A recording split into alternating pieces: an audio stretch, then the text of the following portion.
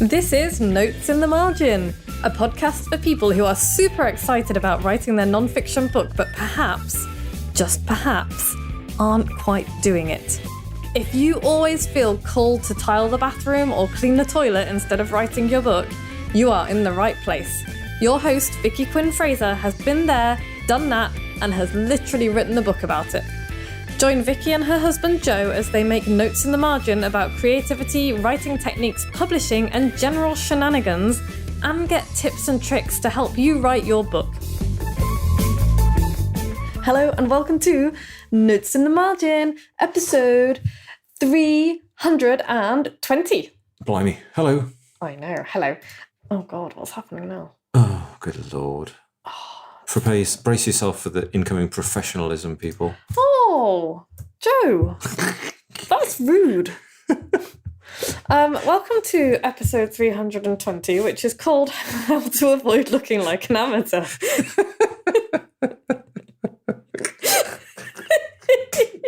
Really?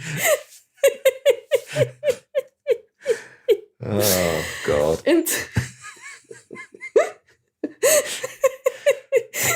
Cool. Good snorting. Thank you. Right. So how does one look like a professional? Tell us all about this, Vicky. How dare you? I'm not a teacher of podcasts. That's not what I am. I'm talking about how to avoid looking like an amateur when it comes to publishing your book. When it comes to publishing your book? Yes. Right, not when it comes to the first 30 seconds of your podcast.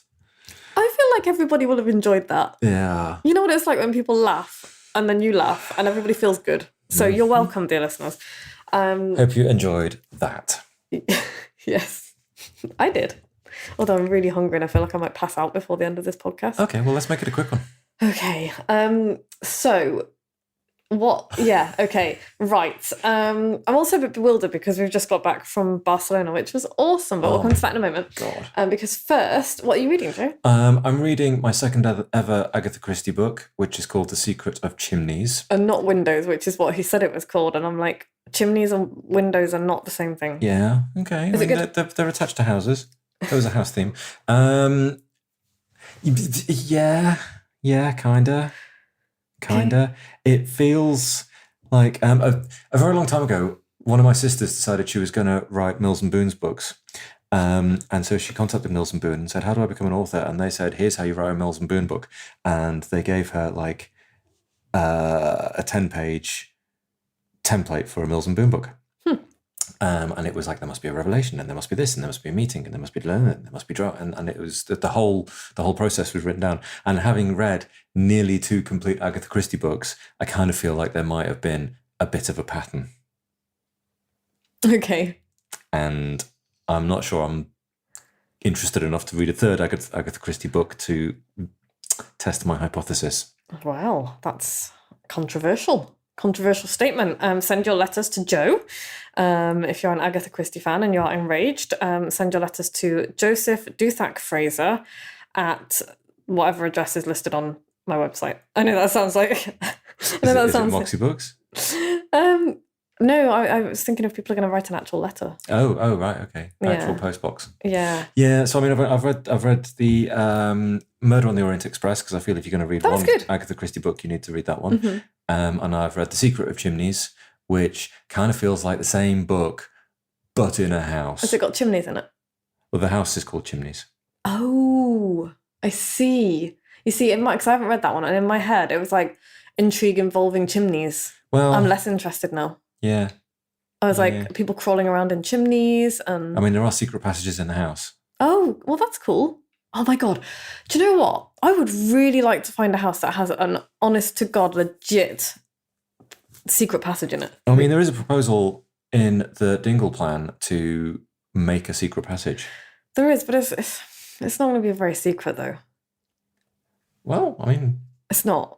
Because there's going to be an entire half of the house that people can see from the outside that they won't be able to see how to get into from the inside. And that's not really a secret passage so much as, I don't know. A difficult door. A difficult door, yeah. So yeah. Okay, so good. You're reading that. I am Currently reading an autobiography called Another Life by James Lee Milne, which came from my slightly foxed journal recommendation. And it's billed as being the funniest autobiography I've ever written. And it most definitely, as far as I'm concerned, is not that. But it's very good. I've read funnier memoirs.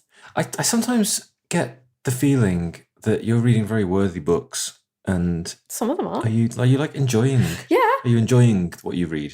Yeah, and I have actually got to the point in my life where if I'm really not enjoying it, I put it down and walk away from it. And I've done that with a couple of books. And I've got, of course, I've got a database of books that I'm reading and, the dates I read them and blah, blah, blah. And Of course, a status. how could you function without? And the ones that I abandon, I label as abandoned. So I am abandoning books that I'm not enjoying. No, just because it's not the funniest autobiography ever written doesn't mean that I'm not enjoying it. I just disagree with the blurb on the front, that's all, because it is... I mean, that's a very subjective thing to say. But I think even objectively, I don't think you can say that it's the funniest autobiography ever written. It is very funny, and it's made me chuckle out loud in places, and it's very much of a different time. Like, he grew up in the interwar period, so between World War I and II. And his... Well, just in case people didn't know, there might be kids listening. And so it's all about, like, his childhood and his relationship with his father. His father sounded like an arsehole, but also, like... a caricature. So it's funny, and the way he's written it is funny, but actually when you read it, it's like that's pretty abusive. But the way he's written it is, it's not.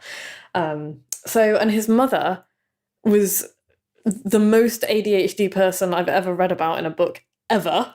Like, she's hilarious. She doted on him and loved him very much, but would also just disappear to, like, go ballooning with somebody and then not come back for 3 months.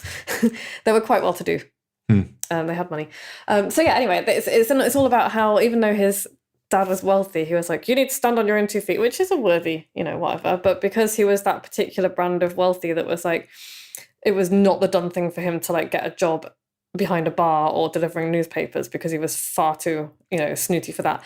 But also he wasn't able to just, like, live a life of wealth and ease on his dad's money, because his dad refused to give him any money. So it's just like, what do I do now? So it was, it's interesting. It's fun. I haven't finished it yet. Okay. And the non-fiction that I'm reading is Hyperbole and a Half by Ali Brosh. And she started her blog in 2009, and I started reading her blog in 2009. I've been reading her stuff for years. She's hilarious. She just draws... You'll probably recognise some of the... Do you recognise that style? I do recognise that style, yeah. So if you Google Hyperbole and a Half, you'll see it's the character with the slightly triangular face, eyes on either side, slightly reminiscent of a chihuahua, and then for whatever reason, a little yellow party hat. And it's kind of her memoir, I guess, about mental health and depression and anxiety and all that stuff. But again, she's really funny. It's very much not, oh, feel sorry for me, woe is me. It's like, this is my life experiences, and like, there's a whole section at the front where she's just writing letters to herself as a child, being like, what the fuck is wrong with you? Why are you so weird? And then there's a whole section, a whole story about how her mom had to hide her granddad's birthday cake from her because she was just desperate as a 4-year-old to get hold of this cake. It's like, sugar, sugar, sugar. And, all of her machinations to try and get the cake. Okay. Until she ate the whole thing secretly and then vomited everywhere. It's very good. Anyway, so I'm reading that at the moment. I'm partly reading it because it's been a long time since I've read any of her blogs, and partly because one of my clients loves her stuff, and so I want to just refamiliarise myself with it. So yeah, we've just come back from Barcelona. Came back from Barcelona. Have you had a long weekend in Barcelona? For Harriet's wedding. Yay! Yay! Congratulations, Harriet and Rickard. And also, hi, Harriet's mom. Hi, Mandy. Hello. Because it's been a long time since I've seen Harriet's mom, and at the wedding she came running up and she's like, oh, it's so good to see you again. And then I introduced her to Joe, and she said, I know we haven't met, but I know your voice. I was like, oh my God, you've listened to the podcast. Oh, it's like, God. No. But yeah, the wedding was so beautiful. Oh, it was gorgeous. It started at 6:30 p.m, which is fab, because one of the things I detest about British weddings is when they get married at 11:30 and then you're hungry and bored. Or drunk. For literally 12, 13 hours. No, that's a slight exaggeration. Yeah. But it's like, we got married as late as we could, didn't we, at 4 p.m. And would have been later if I could have got away with it. But yes, and so it was brilliant. And there was just endless canapes, and we made a terrible mistake because we thought there were only canapes, and then we sat down to a full meal, and then we were like, oh dear God. And the speeches were beautiful, and her dad did so well because Ricard is Spanish, and they live in Spain. And so Harriet's dad did his speech in Spanish, and he did so well, and I understood all of it, and so I did so well too. Well done. It was great, wasn't it? Yeah, lovely. And the holiday was fab. Barcelona's beautiful. Barcelona was beautiful. The Sagrada Familia is ridiculous. Insane. Yeah, I was What a bonkers building that is. I was torn between, isn't this an awesome piece of architecture, and isn't this obscene? Isn't this an obscene just amount of money to spend on, I don't know, a thing for the church, which is typical of the Catholic Church, really. And see, I didn't see it as like an obscene waste of money. I didn't say waste of money. There's clearly things they could do with the money that would I don't know, benefit people perhaps a bit more. Because I was kind of a bit disappointed because I quite like a cathedral. Oh, I love cathedrals. I quite like a cathedral. I love cathedrals. And whilst it was incredible, it kind of felt like a tourist attraction rather than like a cathedral. You said that, yeah. And it was quiet. The architecture is incredible, but there were just millions of people, and like queues to get in. And but you get that in Notre Dame as well. Well, yeah, I've not been there. And Salisbury Cathedral, and yes, you have been to Notre Dame. Have I? Yes, we went to Paris. Oh, okay. Glad it made an impression. Yeah, it made an impression. So yeah, I kind of felt like I liked it as a building and as an architecture, but I didn't really get that it was. I think they have quiet time. Like that that big the sacred space. Yeah. Vibe that you get when you're in a place. I thought it was amazing. I loved it, and also I was a little bit appalled by it, but I did love it. It was great. And Barcelona's fab. We swam in a sea. And the hotel we stayed at is the Hotel Palau in Sant Pere de Ribes. And the owners were just so lovely. Just glorious. Oh my God, so lovely. And the breakfast, oh my God. So you would go down for breakfast and they would bring you out a slate with amuse-bouches on. And it was like little tasters of things on the menu. Like half a dozen of them. Yeah, half a dozen of them. And then you would eat that while perusing the menu and deciding what you wanted for breakfast. And then you would choose your breakfast. And then you could keep choosing breakfast if you wanted. You just keep going. More breakfast. It was so great. Yeah. So yeah, we loved that. But anyway, we should really get into the podcast. It's 12 minutes. 12 minutes of nonsense. God. And we haven't even talked about penises. I don't think we should. Oh, okay. There were a lot of them on the beach, and that's where it wasn't even a nudist beach. It was just Europeans being more chilled out about nudity than Brits. Yeah. I was just like, oh! Like there's naked people. Yeah, which is fine, but I was just like, I don't want to be a naked person on the beach. And then I was like, I could get my boobs out. And I did. But honestly, part of it is like, I worry about sunburn in delicate places. Yeah. Yeah. Anyway, right. How to avoid looking like an amateur. And we're just going to rush through this. We're not going to rush through it in a kind of, we're going to do this. Okay, so just because you independently publish a book doesn't mean that your book needs to look amateurish, because you have worked really hard on it, too hard to fail at the last hurdle and end up with a book that looks like it's been, slammed together by... Yeah, teenagers' homework. Yeah. And these days there is no excuse for that either. And so, and you know what I mean when I say that, because we all have seen a book that looks like it's been self-published. And I am a champion of self-publishing, and I mean no shade when I say that, but also self-published books should look on the shelf like a book that's come out of Penguin or one of the other book publishers. And there is no reason for it not to. So here are a bunch of things that you might want to consider. And I have a full article on this on my website and also in my book, which you can get at moxiebooks.co.uk/buy the book. There's a lot more detail in there in the chapter entitled How to Avoid Looking Like an Amateur. But we're going to start with layout, the interior layout. So thinking of the 5 common rookie mistakes that people make when they're laying out their book. Okay. So first one is using ragged right composition. So this is the arrangement of words whereby the left-hand edge is aligned and the right-hand edge is not. Yes. And I think you can occasionally see books where they're raggedy. But most books are fully justified, which means aligned with the left-hand margin and aligned with the right-hand margin. And if you use a ragged right composition, even if you like it... You're wrong. You're not wrong. It's your book. You can do whatever you want. I'm not here to tell you what to do with it, but it will mark your book out as being less professional, shall we say. And also it makes it more difficult to read as well. Ragged Right is more difficult to read than Fully Justified. So don't do it. Okay. Second common mistake is running headers on blank pages. So blank pages are supposed to be blank. And when I talk about running headers, I mean those bits at the top in the header section of the book. So most of the time you'll have the author name and the title of the book. Yes, and maybe a horizontal line. Yeah. Or there might be a page number up there. You can decide where to put your page number in the header or the footer. It does not matter. It's up to you. But in the headers and footer, in the headers, you'll have usually like author title, or I like title and chapter title, because then it helps with navigate. It's a navigational aid basically. And I think if you don't have the chapter title and the chapter number in the header, I think it's a bit of a wasted opportunity to help the reader out. Okay. But if you have a blank page, it should be blank, like nothing on it at all. No header, no page number, no footer, nothing. And that is one of the sure signs, like, and you will, you might be going, oh, does it matter that much? You will notice it. It's like you will notice that if you're flipping through a book and you've got a blank page that isn't quite blank, it will stand out to you as just being wrong. So what happens if I've got, chapter 1 finishes on page 22 and I want the next chapter to start on a right-hand page? Is that right? Yes, and we're going to come to that. We're going to come to that. So if the last words written were on page 22, is the blank page 23? And then the chapter starts on page 24? Yes, and I'll come to that in a moment. But yeah, there will be. This is why you might have blank pages in your book. You don't have to start your chapter on a right-hand page, but I think I notice when a chapter doesn't start on a right-hand page. I notice that, and I'm like, oh, that's interesting. I don't go, oh, that's shit. I go, huh, that's interesting, and it just kind of pulls me out of the book a little bit, and you don't want that to happen. Again, that's more of a personal preference thing, but I do think also it's a little bit of a marker of whether you've used a professional to do the layout or not.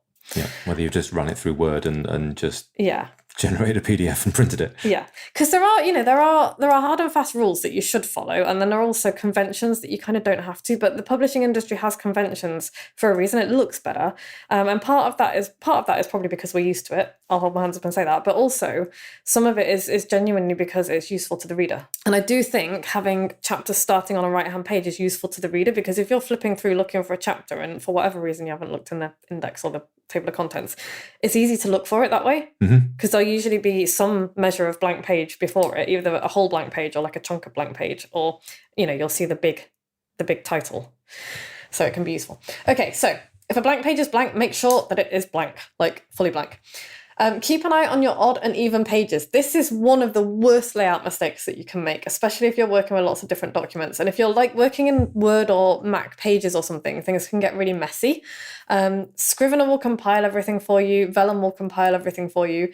But if you're not sure, if you're kind of putting it together yourself in Word, you need to be really careful, because if you open any book in the world, page 1 is going to be on the right-hand side.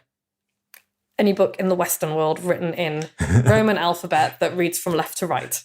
Page 1's on the right. Page 1 is on the right. And I don't know this for sure, but I suspect that's true for books that are read right to left as well. So maybe books in Arabic or other language. I don't know. Probably have page 1 on the left. Probably will have page 1 on the left, yeah. I don't know that for sure. You can write in and tell me that I'm wrong. I am a left to right book person. But yeah, page 1 should be on the right-hand side. So that means that all of your odd number pages will be right-hand pages. All of your even number pages will be left-hand pages. Please check that, because if you get that wrong, and also while you're doing it, you can check that the numbering is actually consistent and actually kind of runs in sequence as well. Because again, if you're working with lots of different documents, that can happen. And it's like you can have 2 page 20s. Really embarrassing, really embarrassing. Also really expensive if you've printed a load of books. So number 4, make sure that you don't have any blank right-hand pages. No blank right-hand pages. I'm talking about in the main body of the book. So I'm not talking about like the first few pages or the last few pages. Sometimes you have a bunch of blank pages at the end because of the way printers work. Yeah. There needs to be, I think it's multiples of 4 or multiples of 8, depending on the size of the book. But certainly for like newsletters, it's multiples of 4 because of the way things are printed and cut. But within the main body of your book, you need to not have any blank right-hand pages. So you start your chapters on right-hand pages, and if you have to, put a blank page between them. So if your end of your last chapter finishes on page 19, which is a right-hand page, then you want to start your next chapter on page 21, which means that page 20 has to be blank. Properly blank. Properly blank. Do not make the mistake of thinking, oh, I've finished chapter 9 on page, I finished chapter 1 on page 20, therefore I have to have a blank page between it and start my next chapter on page 22. No. It's like if you finish on a left-hand page, then you just start your next chapter on the right-hand page next to it. Okay. The facing page. Does that make sense? Yeah. Cool. A blank right-hand page just screams layout issue, amateur mistake kind of thing. So okay, but that doesn't count for like starting material and finishing material, does it? So you might, like you say, you might have them at the end, but you might also have them between, like your ISBN published on page, whatever that's called. Yes. And you might have one before your introduction or something. But Yeah, so you might have them. I mean, probably not so much at the beginning of the book, although you might do, but definitely at the end of it, because the ones at the beginning of the book tend to have just you have a title page and a half title page, which are mostly blank. Okay. But other than that, have a look at some books and see how they do it. Is the best thing to do. Okay, and finally, page numbers help your reader navigate, but they don't belong on every page. Okay. So we've already covered blank pages. You don't have page numbers on pages that are deliberately blank, but you also don't have them on the copyright page, the title page, the half title page, any other display pages within the book, like part openers. If you've got like parts 1 and 2 or advertising pages, take the page numbers out because you don't need them. It looks a mess. Page 1 starts on the first right-hand page after the table of contents. Cool. Sometimes, and this is a personal choice thing, some people have like the preface as Roman numerals rather than... Yes, I've seen that. Yeah, and I tend to do that. You don't have to. You can do whatever, but the kind of proper body of the book is where the page numbering starts, and it always starts after the table of contents. And that's really important. Okay, cool. Yeah. Cool. Okay, so I'm just going to run through a few other things. So that's like the main layout stuff. We can talk a little bit about typeface and font and things, but I think maybe we'll do that at a later date, because the other main thing is book covers, really. Sure. There are now, I used to say don't ever do your book cover yourself unless you are a professional designer, because it'll look like you've done it yourself. But since I said that, there is some really good book design software out there now, made by kind of book professionals for amateurs like me to use. Okay. And so it is entirely possible to create a book cover that looks good. I still would not do that because I would find it very stressful, and it's not something that's in, unless I was going to have a very simple, this is the title on a plain background. Yeah. I just wouldn't do it because I don't have the skills to do that. I can kind of have an idea in my head that I will never be able to bring to life on a piece of design software, so I'm just not going to go there. However, there are some very good designers on places like Fiverr. You have, and I've worked with some myself, if you have a very limited budget, if you have a bit more of a budget, then I really recommend going with a professional book designer, book cover designer who, specializes in preferably your area. So don't go to a fiction cover designer and expect them to necessarily be able to do you a really good non-fiction cover. Sure. The two are very different, and if you doubt that, go and look at some book covers, go and look at some fiction, go and look at some non-fiction, and you will see that they are very, very different. So that is also super, super important, because we do judge books by the covers. We do. That's a really stupid instruction to give to children. It's like, don't judge a book by its cover. It's like, but we do. We're wired to do that. We look at it and we go, nah, and we move on. I've rejected books before because they've been shit, and I've had to be, they've looked shit from the cover, and I've had to be talked into them by somebody, and I've then been like, oh, actually, yeah, this is a really good book, which I would never have read had I not been... But without the advocate, it's just not coming home with you. No, exactly, because it matters. And also we're thinking about genre as well. This is more for fiction, but also applies for non-fiction, is make sure that the book cover is in keeping with the genre. And this, a really simple example is like a horror book cover is going to look wildly different from a romance book cover. Sure. Usually.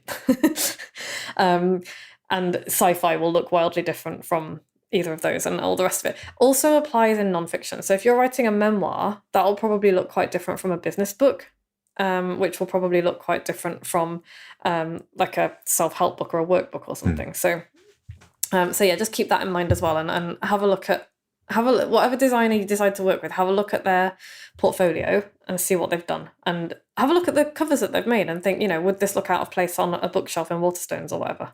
And if it wouldn't, then that's a good sign. Cool. Yeah. I'm just gonna paper. Let's just talk about paper as well, because this is really important as well. Use the best paper stock you can afford. Because like if you're writing trash fiction, and I don't mean any shade when I say that, because sometimes we all love a bit of trash fiction, right? But the paper that it's printed on is cheap. Yes. And it's cheap for a reason, because these are it's pulp fiction. And that's where the word pulp fiction came from. It is cheap paperbacks produced for people who tended to travel and they just wanted to read something quick. And read something easy and light and discard the book because it's not worth much. Yeah, and that hurts my heart, but it's true. And so, if you're writing that kind of a book, then fine. But I think that I'm talking here to people who are, who want a book that is going to say something about who they are and who their business is. And so use the best paper stock you can afford.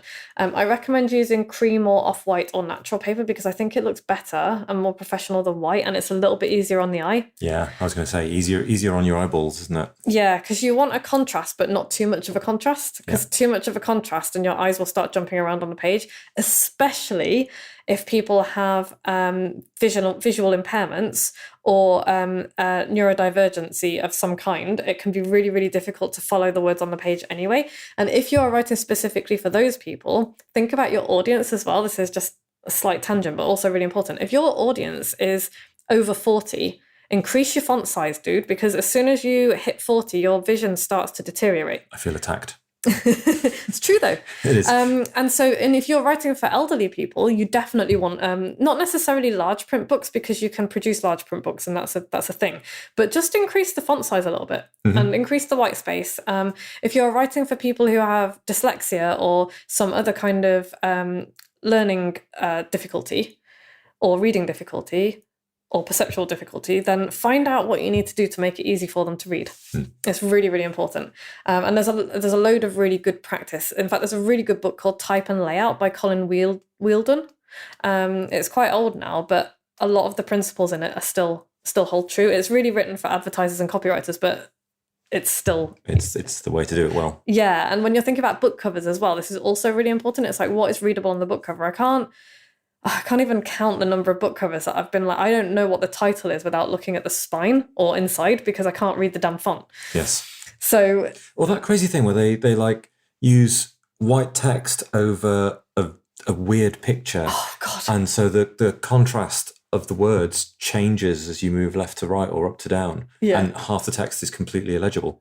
And you're like, who said this was a good idea? Well, for me, that's actually a sign of an amateur book. And that kind of shit comes out of traditional publishing houses sometimes. So, they get it wrong too. But yeah, just really consider your reader. And especially with the cover, it's like it's that first impression. Do they know what the title is? Can they read the title and the subtitle? Because that's going to tell them, together with the look of it, it's like, is this book for me? And if I can't even read it, you've got 3 seconds. You've got 3 seconds until somebody's brain decides that this is too much hard work. Put it down, move on. Yeah. Weird Gothic fonts on the cover, or scribbly handwriting fonts or something. And you're just like, oh, no. Readability above all. And, the 3 second thing is nothing to do with people's attention span is shrinking or anything like that. It's literally it's an evolutionary thing. It's like, this is too much hard work for my brain. It's requiring too much energy. I'm not interested. I'm going to move on. Yeah. So don't make it difficult for people. And finally, there's a bunch of other stuff that we could talk about, but you can find all of this in my book. Make a list. Check it twice. Get somebody else to check it as well. Get somebody else to check it. I have created a checklist. I've got a growing document, actually, a living document that is my final book checklist. And every time I fuck something else up, I add it to the checklist. And so I had a bunch of stuff already, obviously, to check, but didn't really occur to me that a spelling mistake on the spine of a book would get through probably 8 people without anybody noticing it, but it did. Now it's on the list. Now it's like really, obviously check all the spellings on the cover, on the front and back cover. It didn't occur to me to check the spine until it occurred to me to check the spine. So that story has a happy ending, but also just like, oh my God, yeah. It was just like, how did all of us miss that? So now I have a checklist for clients that's like, your book is not going any further with me until you have signed and dated this to say that you're happy for it to go to print. Yeah. And like if you're printing on demand through Amazon, it's less important. It's just a faff to re-upload it and everything. But if you are having 100 copies or 200 copies of your book printed, check it, because it's a really expensive mistake to make. Trust me on that. And you can get that, by the way. You can get my checklist for free by going to the show notes and clicking the link there. We can't read out that link because it's a Google Drive thing and it's got millions of letters in it. Yep. And the reason it's a Google Drive document is because it's always changing. I'm updating it as I go. So go to the show notes if you want it. It's totally free. I haven't put it behind an email barrier or anything because I'm just that nice. But if you would like to thank me, then sign up for my emails at moxiebooks.co.uk/notes in the margin.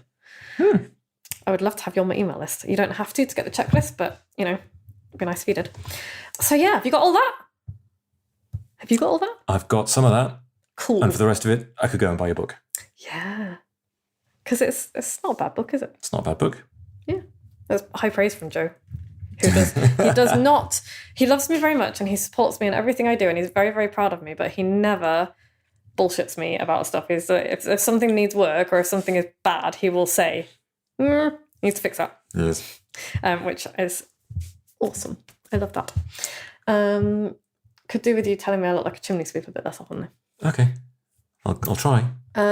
Cool. So now you've got all that. You won't look like an amateur, which is brilliant because you are not an amateur. You are awesome and you're writing a wonderful book. So what's the takeaway, Joe? Takeaway. Pay attention to the details, look at traditionally published books and notice what the common threads are. You can make it up as you go along. You can try and find out what looks good for yourself. But honestly, you can look really bad quite quickly. Yeah. And there's a caveat to all this as well, because if you are writing a book like, for example, Hyperbole and a Half, which is full of pictures as well as words, you can throw some of these rules out the window.